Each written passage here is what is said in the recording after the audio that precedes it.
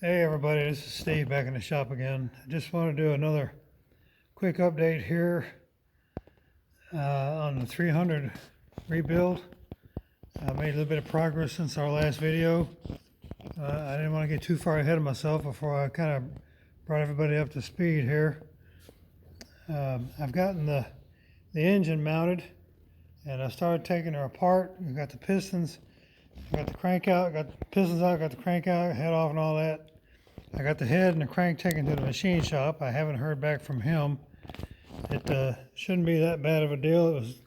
It had been ground already at 1010 somewhere back in the 90s, just prior to me getting this old tractor. The guy had told me that it had been rebuilt, and I was skeptical, but that was almost 30 years ago, and it performed like it had been rebuilt. And then when I pulled all the rod caps off and all that, the inserts were from 1996, and that was the year I bought the tractor. So apparently the dude was on the level with me. So, but I got it taken to the machine shop.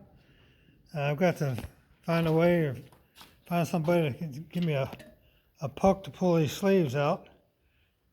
If I had a wire welder or something, I'd probably just run a bead on the inside there. But I've got a stick welder, and I don't trust the stick welder. I don't want to burn it through the inside and screw up my block, so I'm not going to try that.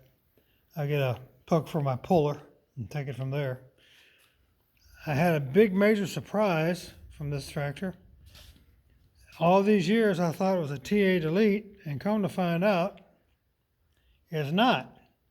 Somebody over the years prior to me took out all the shifting mechanism, the clutch, the release bearing for the pressure plate here, and what I had assumed all these years were plugs ended up being carriage bolts, one on each side, and they just been running it straight through the TA. I guess that would be on the high side. I'm thinking this is worn really bad.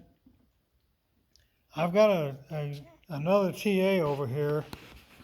I'm not going to put a TA back in this tractor. I'm going to have more money in the engine than it's probably worth. But I'm doing it for sentimental reasons, more so than anything, like a family heirloom kind of a thing to pass down. So when I die, my grandkids can sell it, as usual. Anyway, I got into looking in the transmission. All the gears are in excellent shape. I haven't found any teeth. Just the usual wear. I mean, you're going to find some little chips and flecks on the ends of them. That's par for the course. There's nothing you can do about that. It doesn't really hurt anything unless you have big chunks. And then so far, I've seen no big chunks. Even down the road gear worked on this tractor before I tore it apart. Let me come around here. This was actually a pretty easy takeoff. I've got this little gem right here. If the lights don't blind you where you can actually see it. Of course, I made this A-frame several years ago, and it works like a charm. And I've picked up entire tractors with that hoist right there. So lifting up something like that deck right there was just too easy. But I'm going to pull. I've still got to pull the PTO out. It works fine. I'm not going to fool with it. I probably will. I'll take it apart and clean it out, make sure there's no trash in there, obviously. But there's a seal right there. You can see, if I can get my big hand in here and point, right there's a seal right here.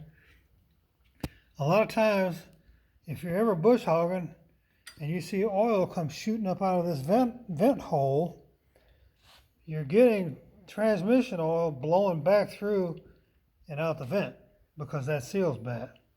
So not only do you have a seal on the outside, which that's leaks all over the place, you also have a seal on the inside. So beware of that. I don't anticipate taking any of this apart, and God willing, I won't take the transmission apart, but I most definitely have to do something with this. So if you'll come back in For the next chapter, I'll have another video made in a few days, and we'll see how it goes. Thanks.